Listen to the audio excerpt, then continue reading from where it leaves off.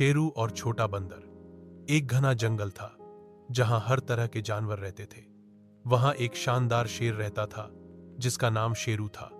सब उससे डरते थे, लेकिन शेरू दिल का बुरा नहीं था, बस उसका चेहरा थोड़ा डरावना लगता था। एक दिन जंगल में एक छोटा बंदर मिंकू खो गया। वह रो रहा था क्योंकि उसे अपनी मां का रास्ता नहीं मिल रहा था।